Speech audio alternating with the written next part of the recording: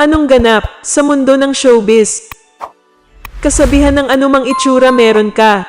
Maganda man o pangit ay maganda pa rin yun sa paningin ng taong nagmamahal sa'yo. Kadalasan, malalaman ang simpleng itsura ng babae pagkagising niya.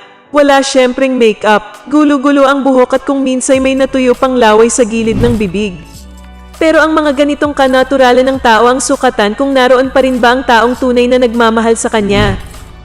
Sa kaso ni Ellen Adarna, kundi man sexy ay glamorosa siya sa mga larawang ipinopost niya sa kanyang social media account.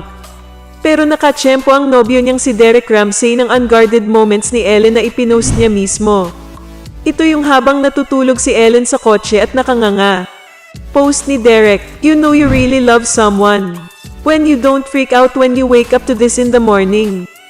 Nayari man o naisahan ni Derek ang nobya, ay patunay lang na anuman ang hitsura nito'y hindi yun kabawasan sa kanyang pagtangi sa babaeng malapit na niyang pakasalan. Sagot naman ni Ellen, "Kaya patay na patay ka sa akin eh." Anong masasabi mo sa balitang ito? Anong ganap sa mundo ng showbiz? Tama ang aming hinala na sa relasyon ni na Ellen Adarna at John Lloyd Cruz ay si Ellen ang mas may issue kung bakit nauwi rin sila sa hiwalayan.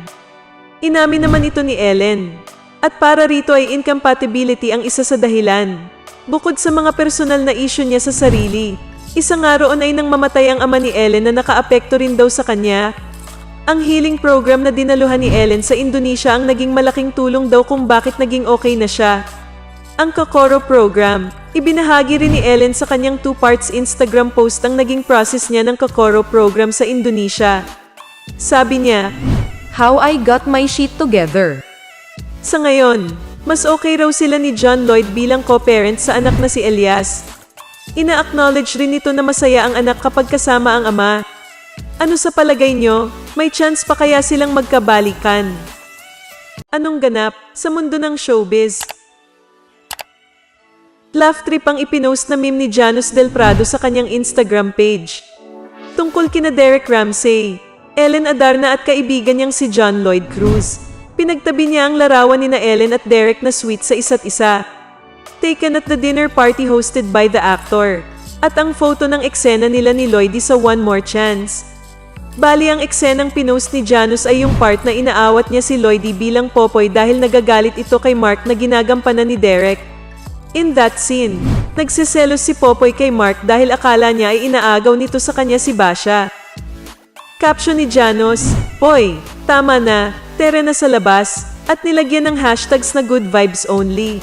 At one more chance. Sa comment section, walang humpay na katatawa ng mga netizen at halos lahat ay nagsipag-post ng laughing emojis. Ang iba naman ay pinuri ang pagkawiti ni Janos na imagine nga naman ay naisip pa yung lumang movie kung saan ay third party si Derek sa Lloydie Bea movie. Anyway, in real life, talagang interesado rin ang lahat sa reaksyon ni Lloydie sa pagkakalink ngayon ng ex-girlfriend niyang si Ellen kay Derek.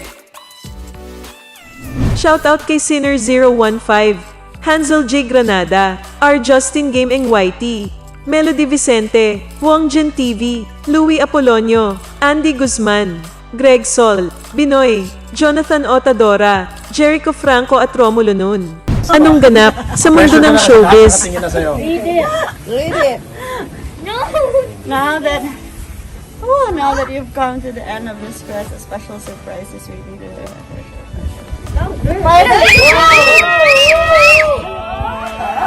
Oh my God!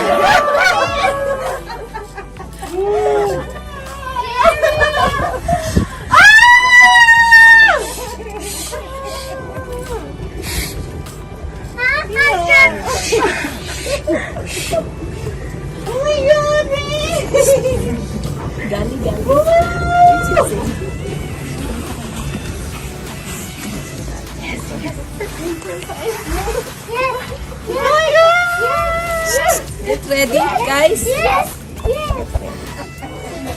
What's your answer?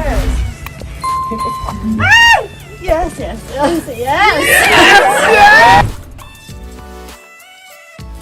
Kung bago ka pa lang sa channel ko, at kung gusto mo ng mga ganitong video, ay mag-subscribe ka na, para maging updated ka sa mga bago kong ilalabas na video.